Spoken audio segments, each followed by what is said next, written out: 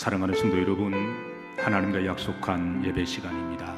우리 시간 다 일어나셔서 임내 찬양 드리십니다.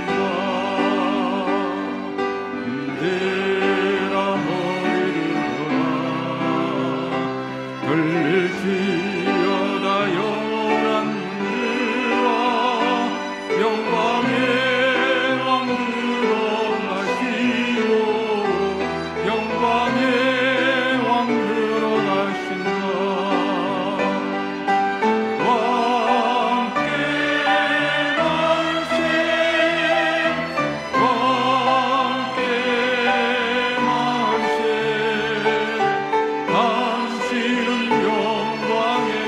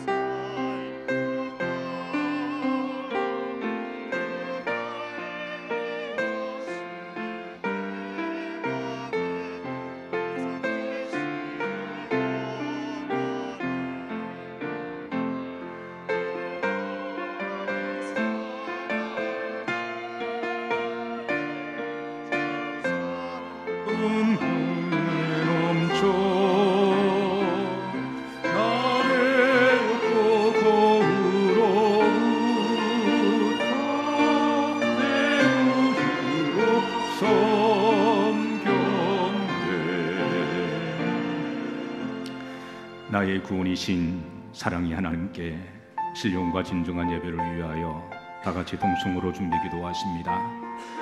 사랑하는 주님, 주님의 거룩한 성일에 주님의 전에 성령의 감동하심으로 불러주셔서 주님 앞에 산 예배로 드리게 하심을 감사를 드립니다. 우리들이 드리는 예배가 우리 심령 깊은 곳에서 주님을 뜨겁게 사랑하는 예배가 되게 도와 주옵시고, 주님께 마음껏 경배와 찬양과 영혼을 올려드리는 산 번제 제사가 되게 도와주시고, 감사가 넘치는 소재 예배가 될 수 있도록 인도해 주옵소서. 모든 영광 홀로 받으시는 우리 주 예수 그리스도 이름 받들어 기도하옵나이다. 아멘. 은혜와 사랑이 풍성하신 아버지 하나님, 재난으로 어수선한 이 와중에도 어김없이 아름다운 가을날을 주셔서 기쁨으로 하나님 전에 나올 수 있도록 은혜를 주시니 감사를 드립니다.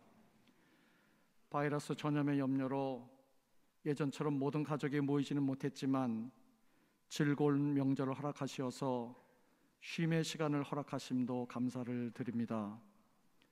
무엇보다도 주일을 저희에게 허락하시어서 성전에서 저희가 하나님을 예배하도록 허락하시니 또한 감사를 드립니다.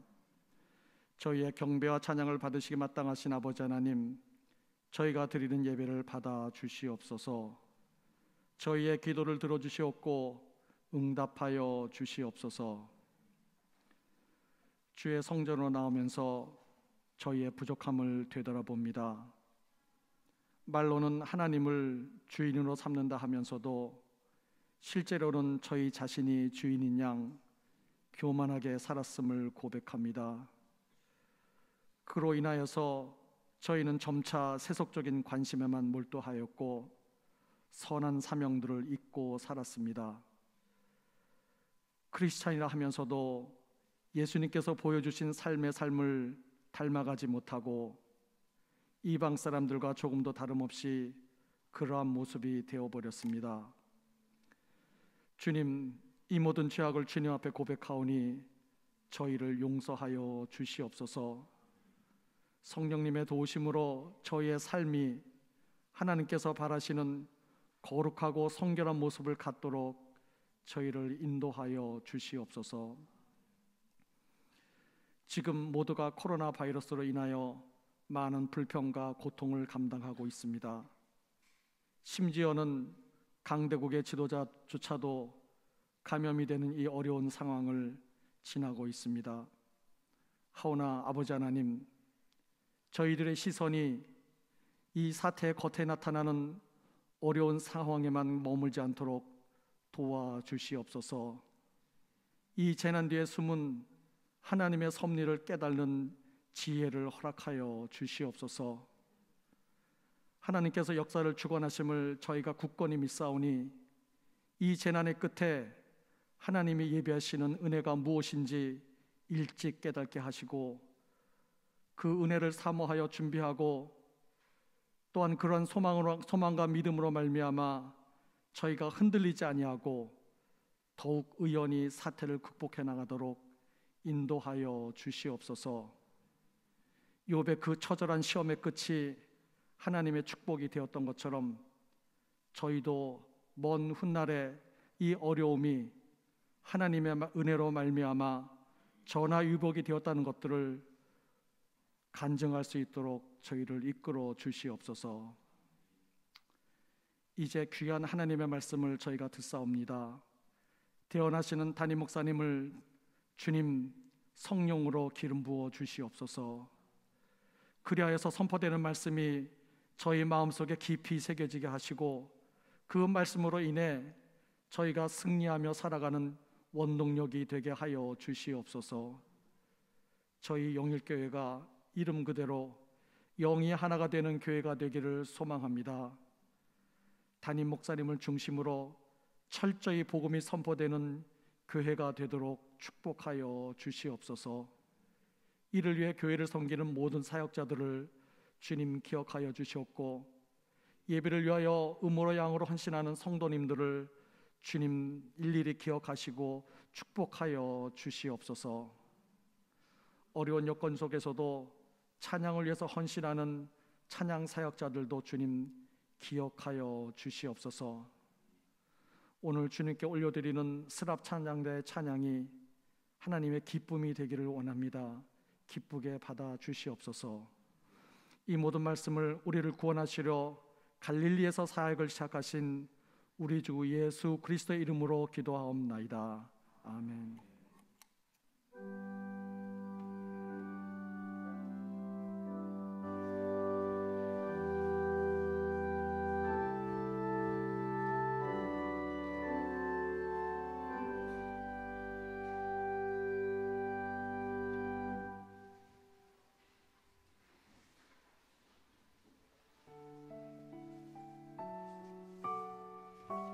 할렐루야.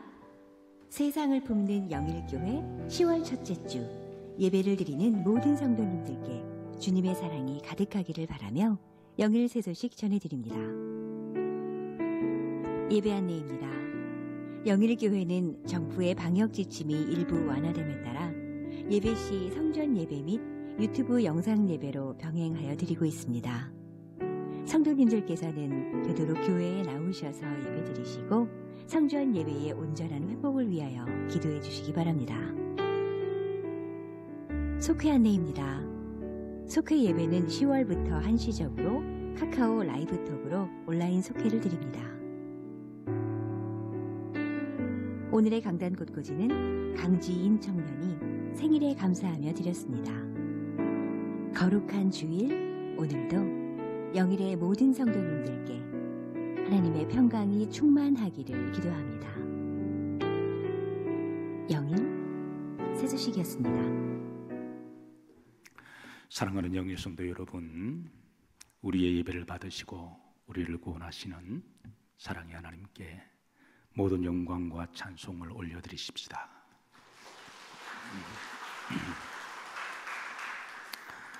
요즘 새벽마다 여러 성도님들을 위해서 늘 기도하는 말씀이 요한삼서 1장 2절입니다. 사랑하는 자여 내 영혼이고 강건하기를 원하노라. 몸이 건강하시고 또 마음도 평안하시고 또 성령 안에 늘 강건하시기를 기도하고 축복합니다. 자, 우리 성도 간에 서로 옆으로 인사하도록 하십니다. 사랑하고 축복합니다. 자, 우리 시간 다 일어나셔서 우리의 신앙 고백, 사도신경을 신앙 고백하십니다. 전능하사 천지를 만드신 하나님 아버지를 내가 믿사오며 그 외아들 우리 주 예수 그리스도를 믿사오니 이는 성령으로 잉태하사 동정녀 마리아에게 나시고 본디오 빌라도에게 고난을 받으사 십자가에 못 박혀 죽으시고 장사한 지 사흘 만에 죽은 자 가운데서 다시 살아나시며 하늘에 오르사 전능하신 하나님 우편에 앉아 계시다가 조리로서 산자와 죽은 자를 심판하러 오시리라. 성령을 믿사오며 거룩한 공예와 성도가 서로 교통하는 것과 죄를 사하여 주시는 것과 몸이 다시 사는 것과 영원히 사는 것을 믿사옵나이다. 아멘.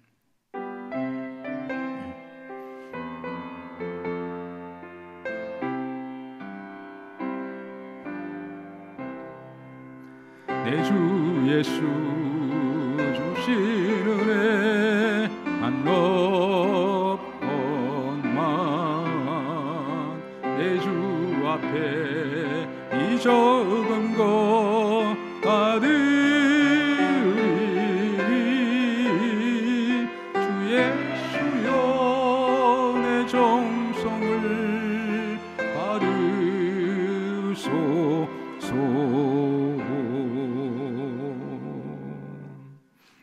천지를 창조하시고 역사를 통치하시며 섭리하시는 성부 하나님, 하나님의 사랑과 구원의 은총으로 예수 그리스도를 믿는 이들에게 하나님의 자녀를 권세를 주심을 감사를 드립니다.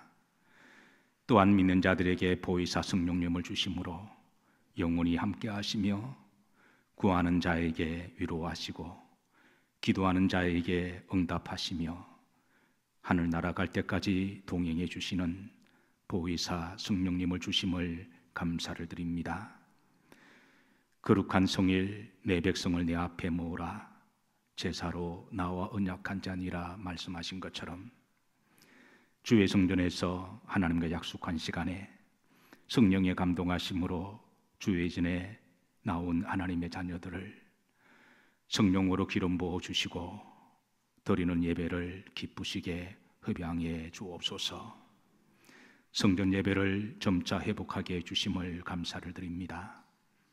주의 성전을 누구보다도 간절히 사모하며 애절하게 기도하는 성도들의 기도를 들어주시고 이렇게 여호와께서 시온의 포로를 돌려보내실 때에 우리가 꿈꾸는 것 같았도다.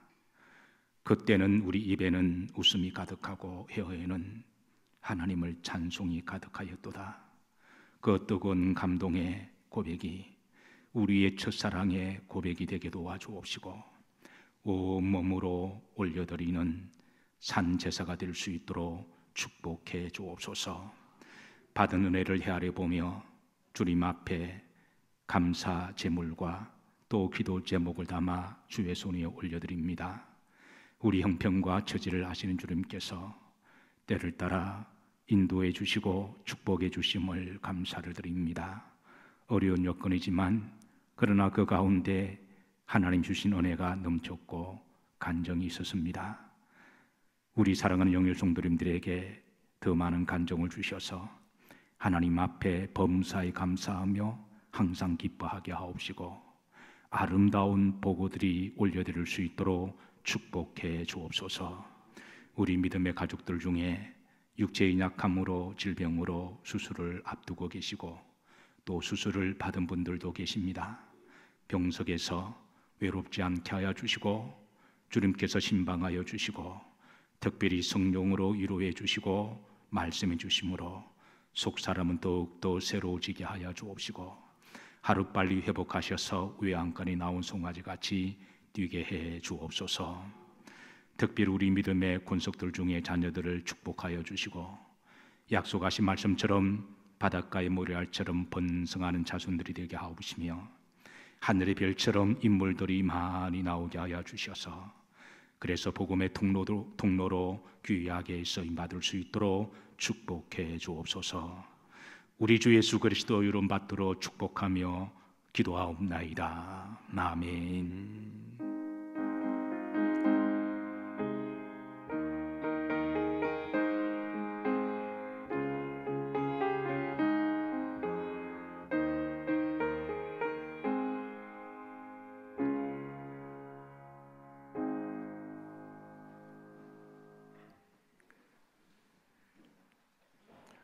오늘 우리에게 주시는 하나님의 말씀은 신약 성경 마태복음 4장 12절에서 17절까지입니다.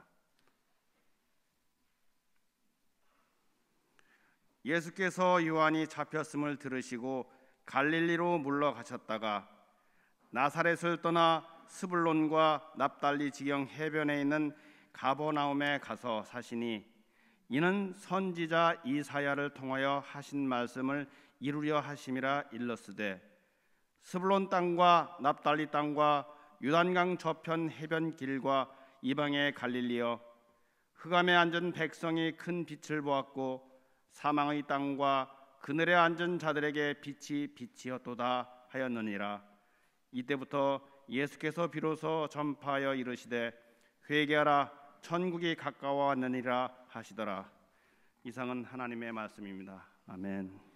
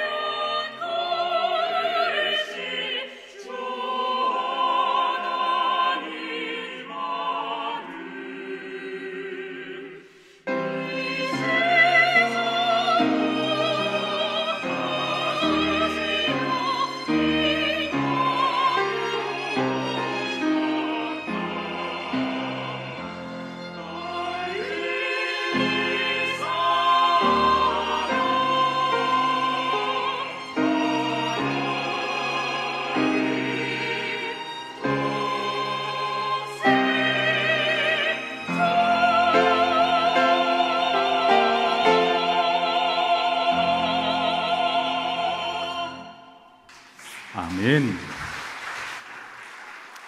은혜로운 찬양 감사드립니다. 하루빨리 우리 수랍 찬양대도 온전하게 다 찬양대원들이 하나님 앞에 올려드릴 수 있도록 기도해 주시기를 부탁을 드립니다. 자, 이제부터 예수님께서 복음의 사역을 시작하시는데 12절에 보시면 두 가지의 중요한 정보를 주고 계십니다. 12절에 예수님께서 요한이 잡혔었음을 들으시고 갈릴리로 물러가셨다가라는 말씀을 주고 계십니다. 자, 첫 번째는 요한이 사로잡혔었을 때에 그때서야 예수님께서 이제 복음의 사역을 시작하십니다. 자, 두 번째는 장소의 정보인데요.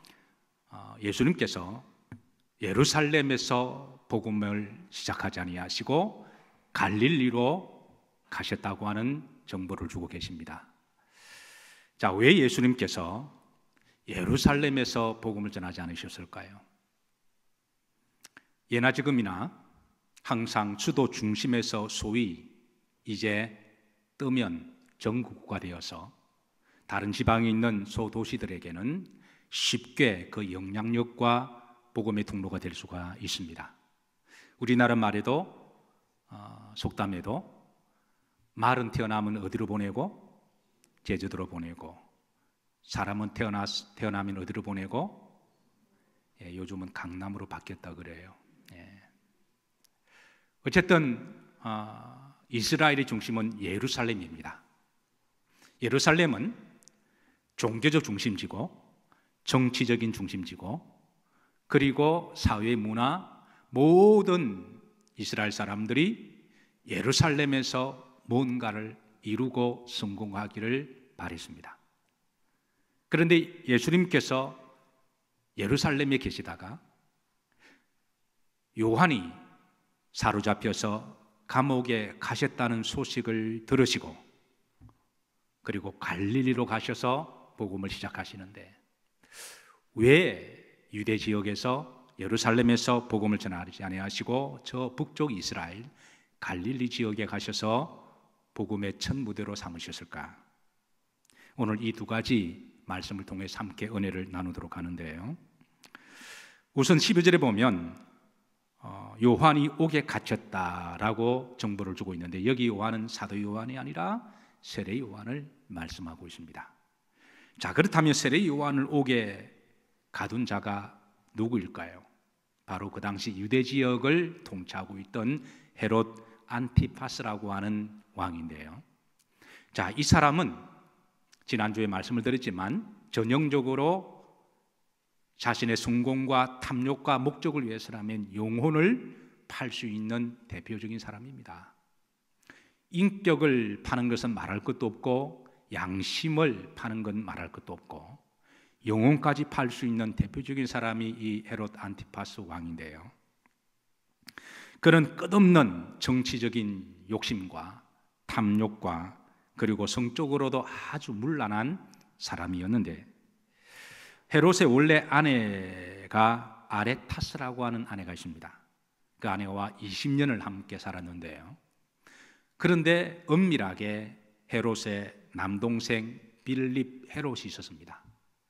가족들끼리 모임에서 들어 만나다 보니까 그 헤롯의 빌립의 동생의 아내였던 헤로디아라고 하는 와이프가 있었는데, 둘이 눈이 맞아서 은밀하게 간통을 즐깁니다. 그리고 20년 동안의 조강지처를 하루아침에 버려버리고 그 동생의 아내였던 헤로디아와 결혼을 하게 되는데요. 당시 이 사건은 유대 지역에, 아니 이스라엘 전 지역에 엄청난 스캔들이었습니다.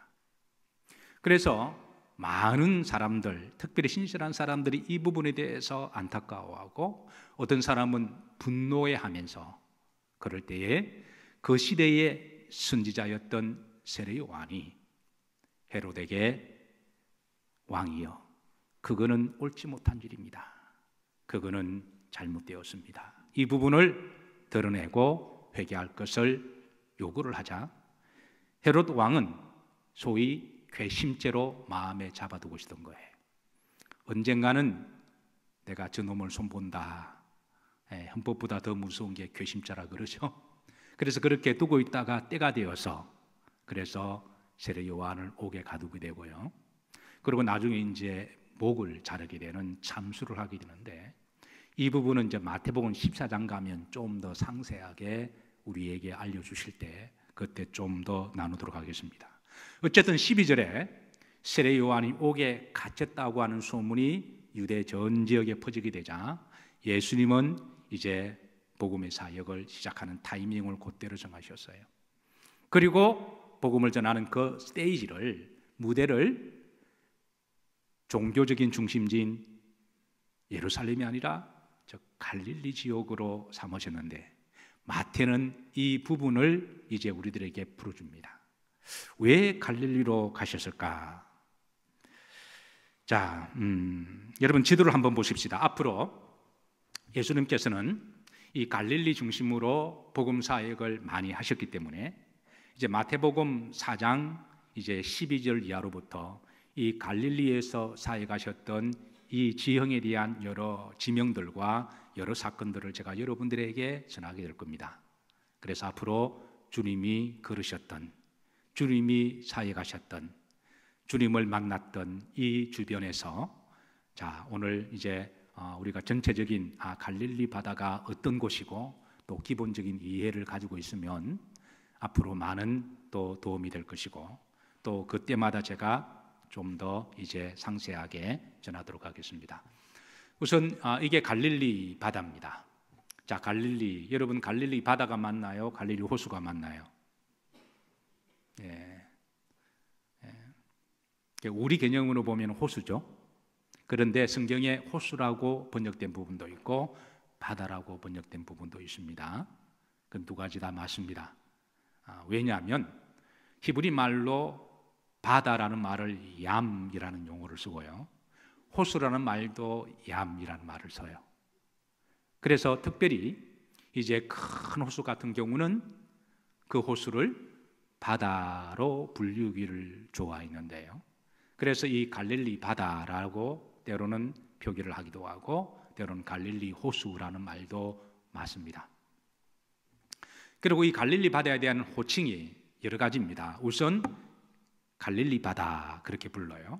북쪽 지역의 왼쪽에 있는 전 지역을 통틀어서 당시는 갈릴리 지역이라 그래서 그 지역의 가장 큰 호수가 갈릴리 바다여서 갈릴리 지역의 갈릴리 호수라고 그렇게 불렀습니다. 자, 그런가 하면 성경에 보면 그 밑에 갈릴리 바다의 중간에 남쪽에 티베리아라고 하는 지역이 있습니다. 티베리아 호수, 티베리아 바다라는 말도 성경에 나와요. 그럼 이것은 서로 다른 바다냐? 그렇지 아니하고 티베리아 지역에 사는 사람들은 그 호수의 바다에 대한 자부심을 가지고 있어서 이 바다는 우리 지역의 바다다라고 하는 의미로 티베리아 바다라고 그렇게 불렀습니다. 그런가 하면 그 위쪽에 보면 왼쪽 서쪽에 위에 게네사렛이라고 하는 또 평지가 있습니다. 그쪽 지역 사람들은 갈릴리 바다를 게네사렛 호수, 게네사렛 바다라 이렇게 부르면서 이래서 지명이 여러 가지 나오는데 다 동일한 지명으로 그렇게 보시면 됩니다. 자, 이 갈릴리 바다에 대한 지형을 조금 연상하기 쉽도록 하기 위해서 저는 개인적으로 이 생긴 모양이 꼭 발바닥 같으죠. 그래서 저는 개인적으로 발바닥 바다 그렇게 생각을 합니다. 어쨌든 생긴 게 꼭 발바닥 같이 생겨서 그런데요. 우선 이 총 둘레가 53km 정도가 됩니다. 굉장히 넓죠. 그리고 이제 가로 세로로 나누면 이제 이 가로는 12km고 세로는 21km입니다. 그래서 한쪽 끝에서 보면 그 바다, 그 호수가 끝없이 보이지가 않아서 저 먼 쪽에 산만 보여서 그래서 사람들은 바다라고 부르기를 더 좋아했습니다. 자, 앞으로 이 갈릴리 호수에 대한 지형은 제가 여러 번 소개시킬 거고요. 왼쪽에 티베리아, 그 다음에 막달라 중간에 그리고 이제 게네사렛 병은 나오고 그 위에 이제 가브나움 나옵니다. 오른쪽은 베세다. 여러분 다 귀에 익은 그런 용어들이죠.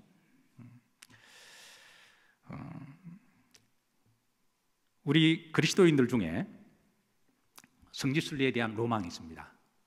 다녀오신 분들도 계시고 다녀오신 분들은 정말 축복받은 사람들입니다. 주님이 하나님이셨던 주님이 오셨던 곳, 주님이 걸어 다니셨던 곳, 오늘 찬양처럼 나 어느 날 꿈속을 헤매며 거닐고 싶었던 그 꿈에 그리던 그 갈릴리 바다. 성지순례를 로망하는 분들은 이제 꼭 가고 싶은 곳 두고 있다면 첫 번째는 예루살렘이고 두 번째는 갈릴리 바다죠. 예루살렘은 우리 성도들의, 우리 믿는 사람들의 천국의 본향을 상징하기도 하고 영혼의 고향이라고 말할 수가 있습니다. 두 번째가 있다면 그게 바로 이제 갈릴리 바다죠. 특별히 우리 그리스도인들은, 주님을 사랑하는 그리스도인들은 주님이 걸어가셨던, 또 주님이 행적하셨던, 주님의 그 발길이 머무셨던 그곳을 기억하면서 걷고 싶은 그런 마음이 간절해서 갈릴리 바다를 성지순례하는 사람들이 제일 많이 찾는 첫 번째, 두 번째의 장소가 되기도 하는데요. 아마 제가 우리 여러 성도님들 중에 이 갈릴리 바다를 다녀오신 분은 그리 많지는 않으실 거예요. 아마 한 10분의 1 정도 다녀오셨을 거예요. 대부분 다 이제 마음속에만 그리던 그 갈릴리 바다라고 생각해서 제가 자료를 좀 찾다가 어떻게 하면 좀 생생하게 이거를 조금 전해줄 수가 없을까. 앞으로 이제 우리가 이 갈릴리 바다 중심으로 많이 우리가 말씀을 나눌 거예요. 그래서 여기에 대한 이미지를 여러분 좀 가지고 계시면 좋습니다. 그래서 제가 자료를 찾다가 드론 영상을 좀 찾았습니다. 브레드 TV에서 이 드론을 찍은 영상인데요. 그런데 이 드론도 사실은 하늘을 날려서 이제 촬영할 수 있는 반경이 1km, 2km밖에 되지 않잖아요. 그래서 이 브레드 TV에서 드론 영상을 어디서 띄웠냐면 갈릴리 바다 왼쪽 북쪽에 보면 게네사렛, 가브나움이라고 하는 곳에서 드론을 올렸습니다. 그래서 이제 그 영상에 나오는 첫 번째에 이 분홍색 핑크 비슷한 지붕이 나오는 그런 기념교회는 가브나움 기념교회로 보시면 돼요. 그리고 조금 더 가다 보면 이제 그 팔복교회가 나옵니다. 마태복음 5장에 나오는 팔복교회를 기념하는 교회가 나오고요. 그래서 사실 우리가 이제 다음에 교회가 되시면 성지순례를 그쪽으로 다니면 그냥 휘딱휘딱 지나가는 지방에서 한번 가봤는데 그냥 쑥 지나가더라고요. 근데 참 너무 그게 안타까웠는데 그러지 말고 그쪽 지역 가면 그쪽에서 행하셨던 성경의 모든 역사들을 좀 다 찾아보고 읽고 묵상하고 또 그럴 수 있는 충분한 시간을 가지고 또 그 다음 성지로 가서 또 그렇게 성지순례를 가시면 어떨까 그런 안타까움이 있는데 어쨌든 앞으로 이제 이 갈릴리 바다를 보시면서 제가 할 수 있으면 여러분이 생생한 현장에 있는 것처럼 그렇게 전하도록 하겠습니다. 우선 드론 한번 보시면서 한번 보도록 하십니다. 이 드론은 프레디 TV에서 이제 촬영한 거고 우리 교육자들이 조금 편집해서 좀 줄였습니다. 이게 가브나움 기념교회입니다. 음악은 안 나오나요?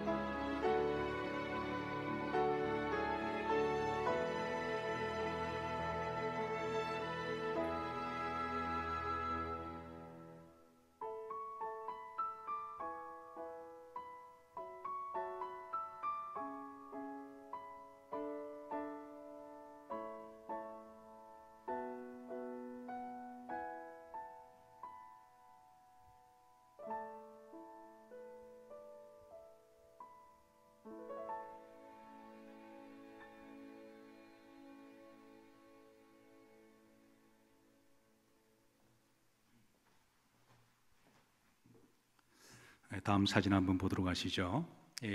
갈릴리 바닷가의 유람선입니다. 성지순례를 가시면 주로 저 배를 타시는데요. 멀리 있어서 잘 안 보이시죠? 그 다음 사진 좀 올려주시죠. 좀 가까이 보면 이렇습니다. 한 가지 흥미로운 거는 한국 사람들이 워낙 많이 오니까 여기 이스라엘 선장께서 이 유람선을 태워서 이렇게 쭉 가다 보면 대부분의 그리스도인들은 마음에 각자의 감동과 은혜를 가지고 어떤 분들은 기도하시고 어떤 분들은 찬송을 하시고 어떤 분들은 그렇게 또 눈물을 걸성걸성 하시는 분도 계시는데요. 그래서 어느 정도 시간이 좀 지나서 이게 한 중간쯤 도달하면 놀라운 일이 일어납니다. 이스라엘 선장이 음악을 하나 틀어주는데 어디서 많이 듣던 복음송가입니다. 갈릴리 마을 그 숲속에서라고 하는 찬양이 나오는데요. 신기하죠. 그 외국 선장의 외국 배에서 저 테이블 어디서 구했을까 궁금하기도 해서, 근데 음악이 나오면 이제 다들 눈이 커지고 귀가 쫑긋해서 이제 기도하시는 분도 또 묵상하는 분도 그래서 그 찬양을 따라 부르기를 시작합니다. 근데 더 놀라운 거는 그 선장이 음악을 틀어주다가 나중에 마이크를 가지고 가판 위에 나오시더라고요. 그래서 아주 한국말로 유창하게 그 찬양을 부릅니다. 그래서 여러분들 알다시피 제가 별로 찬양도 잘 못하고 어디 가서 제가 마이크를 잡는 경우는 거의 없고, 제가 지금도 노래방을 한 번도 가본 적이 없어요. 어쨌든 그런데 그때 그 감동이 너무 감동이 되어서 그 다음 사진 한번 보시죠. 접니다. 한쪽에 있는 사람이 저여서 그때 이 선장과 더불어 갈릴리 마을 그 숲속에서 은혜롭게 찬양을 불렀던 적이 있습니다.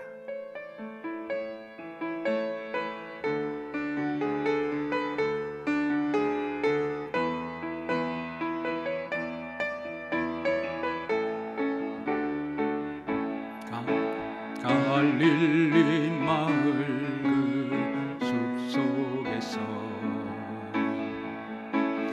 주님 그 11 제자 다시 만나시사 마지막 그들에게 부탁하시기를 너희들은 가라져 세상으로 가서 제자 삼으라 세상 모든 사람들을 세상 모든 영혼이 내게 달렸나니 가서 제자 삼으라 나의 길을 가르치라 내가 너희와 항상 함께하리라. 아멘.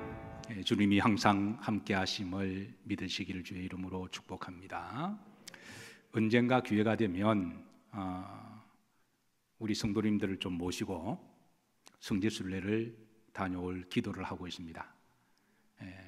늘 마음속엔 있지만 어떻게 사역이 늘 바쁘다 보니까 아직은 이루어지지 않았는데, 언젠가 기회가 되면 우리 성도님들을 데리고 그냥 일반 성지순례처럼 휙 지나가는 게 아니라 제가 직접 그 지역마다 그 지역에 일어났던 사건, 예수님의 행적, 그런 부분들을 설명하고 신앙과 신학을 좀 풀어드려서 그렇게 좀 이렇게 좀 그런 계획을 가지고 있는데, 혹시 여러분들 중에 그럴 마음이 계신 분은 기도로 준비하시고 언젠가 제가 광고하면 그때 신청하시길 바랍니다.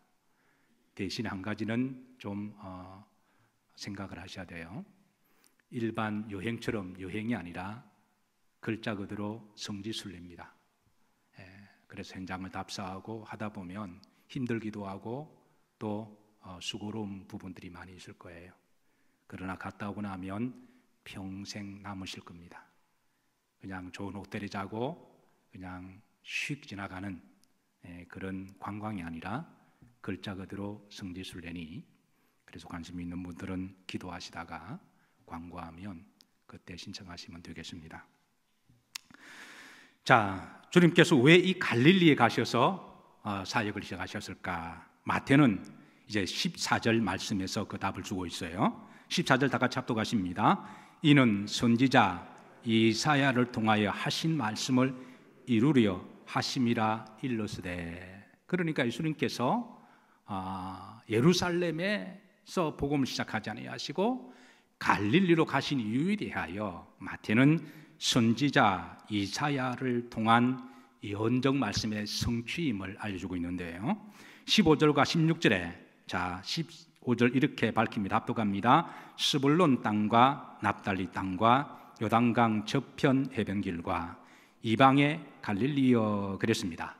그러니까 이사야가 BC 6세기경에 사역을 했으니까 6세기 전에는 이스라엘 땅이 스불론 지파, 납달리 지파 12지파로 구역이 나눠져 있었습니다.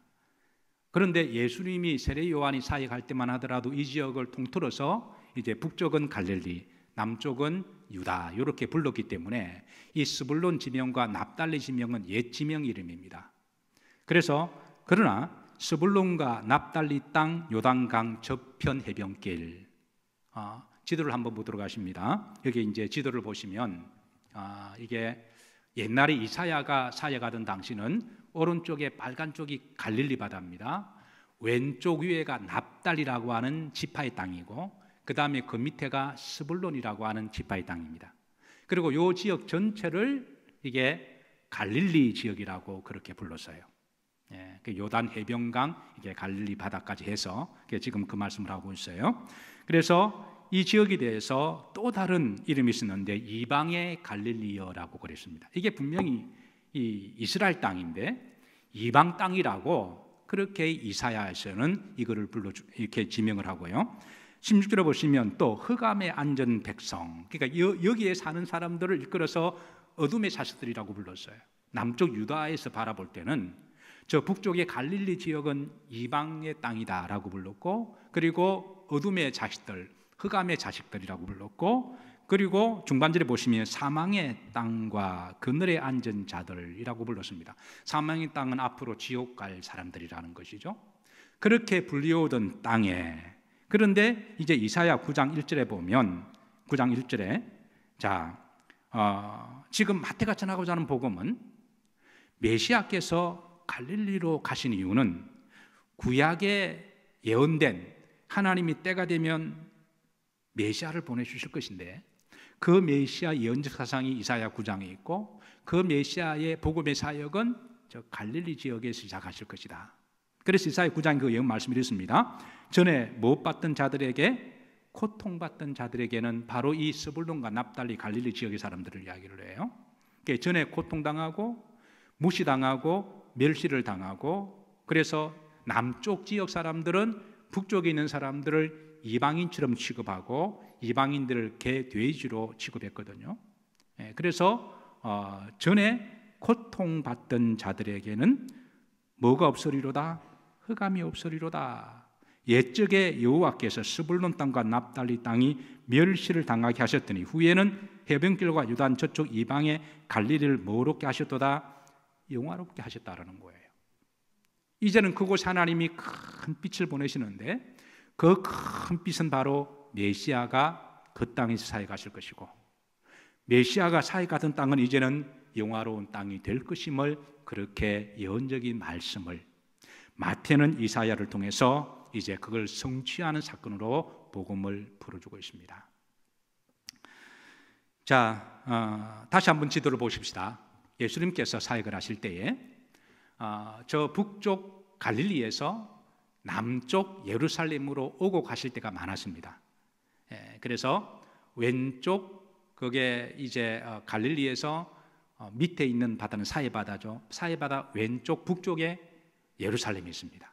그래서 갈릴리와 나자렛과 예루살렘까지 거리는 직선 거리는 한 120km 정도가 돼요.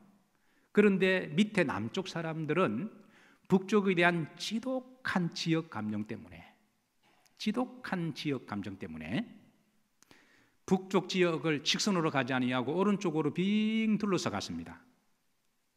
왜 남쪽 사람들이 북쪽 사람들을 그렇게 무시하고 멸시하고 흑암의 백성들이니 이방 사람들이니? 분명히 지형적으로 보면 하나님이 택한 백성들이거든요. 같은 동족인데도 불구하고 저 민족은 이방의 족속이라고 멸시하고, 그리고 사망의 자식이라고 개, 돼지 취급을 했을까요? 그거는 좀 역사적으로 거슬러 올라갑니다.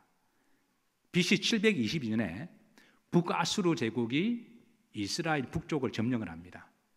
점령을 해서 자신들이 점령한 지역을 식민지 정책을 쓰는데 그 식민지 정책 가운데 하나가 소위 혼합주의 정책을 씁니다. 이 북아수르 제국이 쓰는 유명한 식민지 정책인데요. 가령 이제 나라를 정복하다 보면 그 나라의 사람들이 독립운동을 하잖아요. 그 나라를 되찾고자 하는 그런 이제 그 독립운동을 하는데, 이 북아수르 제국에서는 이 식민지 제국을 어떻게 이 반란과 독립운동을, 해방운동을 하지 못하게 하기 위한 전략을 하나 짜냈는데, 그게 바로 혼합주의 싱크리티즘이라고 하는 정책입니다. 당시로는 탁월한 정책이었는데요. 예를 들어서 한 지역을 식민지를 했으면 다른 지역을 식민지한 여러 민족들이 수십 개가 있지 않겠습니까? 그러면 서로 민족끼리 막 끌어서 서로 그냥 섞어 놓아 버리는 거예요. 그래서 이 민족을 여기에 그렇게 이주시키고, 이 민족을 저쪽 지역에 이주시키고, 그래서 10군데 식민지를 이주시켜서, 예를 들어 식민지가 당시 북아수르 제국이 고대 근동주의 지방했던 그 여러 소수민족을 포함하면 그게 거의 100개 이상 되는 소수민족을 다 정복하거든요. 그래서 그런데 한 세대를 30년으로 보잖아요. 우리나라도 36년 동안에 일제 강점기에 식민 정책을 당했지만, 그래도 한민족이라는 자부심 때문에 아버지가 독립운동을 하면 그 자식들도 독립운동을 했죠. 그래서 이 끊임없는 이 독립운동에 대한 어떤 나라를 찾고자 하는 그런 마음은 민족마다 다 가지고 있는 거죠. 그래서 북아수르의 정책은 이 민족, 저 민족을 다 섞어 놔버리게 되면 민족의 아이덴티티가 사라지잖아요. 정체성이 사라지잖아요. 한 세대가 30년이니까, 그러니까 30년만 지나고 나면 그 다음에 자식들은 서로 섞여 있다, 서로 살다 보니까 결혼하게 되고, 그 자식들은 정체성이 없으니까 더 이상 반란이나 혁명이나 독립운동할 생각을 아예 없애기 위해서 북아수르에서는 유명한 정책입니다. 이 정책을 북이스라엘 쪽에 정책을 했는데요. 그래서 이 혼합주의 정책, 혼합민족을 이끌어서 사마리탄 민족이라고 부릅니다. 우리가 말하는 사마리아죠. 사마리아라는 말이 그때부터 나옵니다. 사마리아라는 말은 이거는 섞여 있는 사람들이다. 식민지 사람들이 섞여 사는 지역을 사마리아 지역이라고 불렀는데요. 요한복음 4장에 보면 이 지역 감정을 극명하게 드러난 대표적인 한 사건이 있습니다.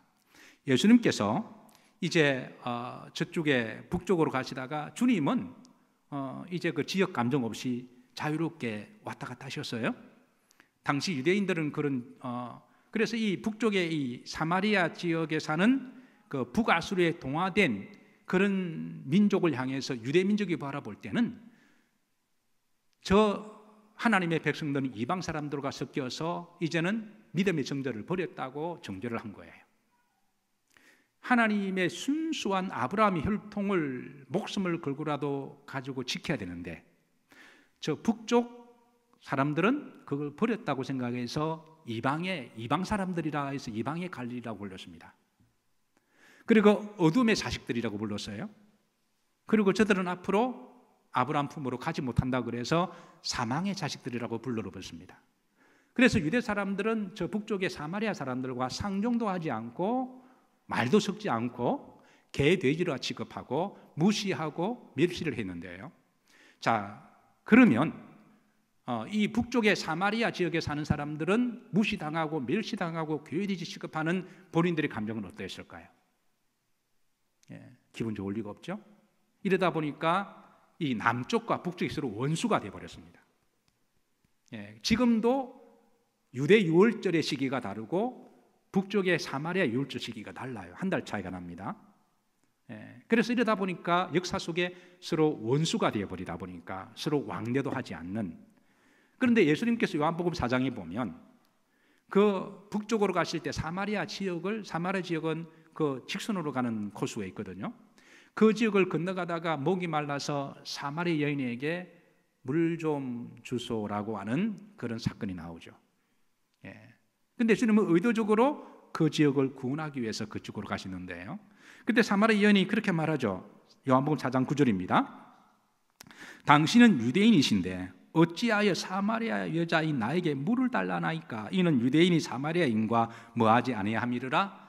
상종조차도 하지 않는데 당신은 유대인이시면서 왜 나에게 물을 달라고 합니까? 라고 하는 것은 그 시대의 극심한 지역 감정 때문에 나온 그런 대화입니다. 어쨌든 이게 이제 722년부터 이런 역사적인 근거 때문에 이사야는 6세기경에 활동한 사람이니까 북쪽의 이 갈릴리 전 지역 스불론 납달리 지역이 그렇게 무시당하고 멸시받고 그렇게 버림을 받았던 이방 땅 취급받았던 그런 역사가 예수님 때까지 내려왔던 거예요.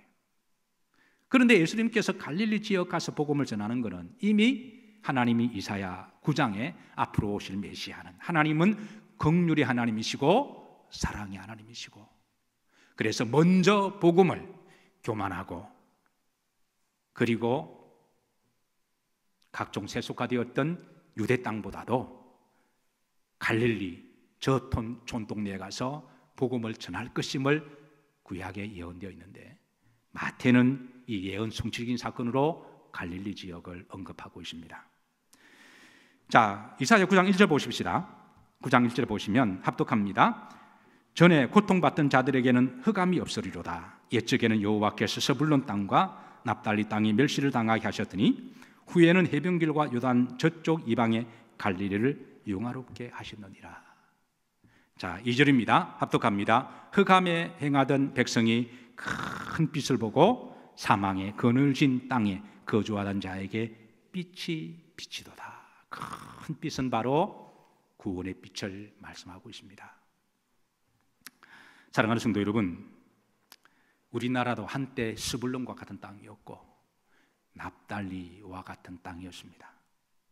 우리의 조상들은 다 우상 숭배자들이었고 우리는 우상 숭배자의 자식이었고, 조금 직설적으로 말씀드리면 옛날에 무당 부닥거리 안 한 집 어디 있었나요?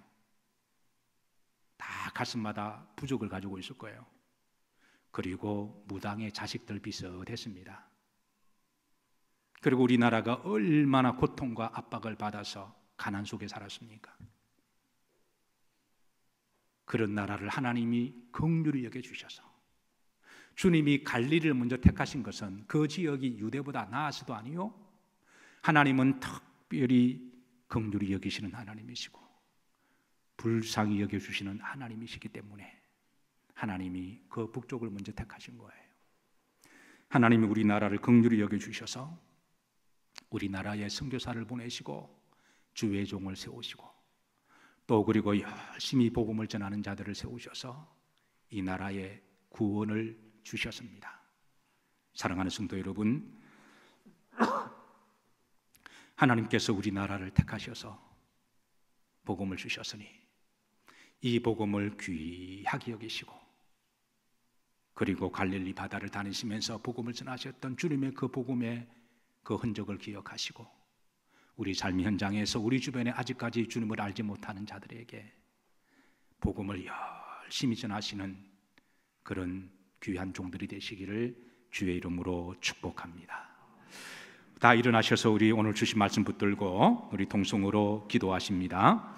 하나님 아버지, 감사를 드립니다. 흑암에 거하는 백성들을, 우상에 거하는 백성들을, 사망의 자녀들을 긍휼히 여겨주셔서 주님이 그곳에 가셔서 친히 다니시면서 복음을 전하심으로 그 땅에 큰 빛이 임하게 하셨고 그 땅을 영화롭게 하여 주셨던 우리 민족을 긍휼히 여겨주시고 이 땅에 주의 성령이 감동하심으로 선교사들을 보내주시고 또 주께 소명을 받은 주의 종들을 세우셔서 또 복음의 비밀을 알고 삶의 현장이 선교주를 믿음으로 고백하며 열심으로 복음을 전하는 이들을 통하여 이 민족에게 하나님 지역마다 교회를 세워주시고 구원의 방주로 세워주시고 또 영화로운 나라로 세워주심을 감사를 드립니다. 이 시대적 사명을 오늘 이 시대 그리스도인들에게 받았으니 하나님, 우리 심령 가운데 그리스도의 복음을 우리의 사명으로 여기고 주님께서 갈릴리 바다를 다니셔서 복음을 전하신 것처럼 또한 저희들에게도 이 소명을 때를 얻든지 얻지 못하든지 늘 복음의 사명을 가지고 살아나갈 수 있도록 은혜를 베풀어 주옵소서. 성령의 기름 부으심이 하나님 이 땅의 교회들을 지켜주시고 하나님 끝까지 남아있는 교회들이 되게 도와주시고 알곡 성도들이 많이 나타나게 하여 주시고 남은 자들이 남아있게 하여 주시고 오 하나님 끝까지 믿음으로 승리할 수 있도록 인도해 주옵소서. 우리 마음의 영원한 고향을 예루살렘과 갈릴리 바다를 가슴에 안고 나그네 정에서 주신 소명 잘 감당하며 살아가다가 언젠가는 주님 앞에 우리를 부르실 때에 주님 보좌 앞에서 잘했다 칭찬받는 귀한 성도들 될 수 있도록 긍휼히 은총을 베풀어 주옵소서. 우리 주 예수 그리스도 이름 받들어 기도하옵나이다. 아멘. 이제는 우리 주 예수 그리스도 은혜와 성부 하나님의 크신 사랑과 성령님의 감동과 교통하심이 주신 말씀을 받고 순종하기를 다짐하며 우리 삶의 현장이 선교의 장이며 우리의 삶이 선교사적인 소명을 가지고 살아가기를 다짐하는 사랑하는 종들 머리 위에 지금부터 영원토록 함께 하시기를 축원하옵나이다. 아멘.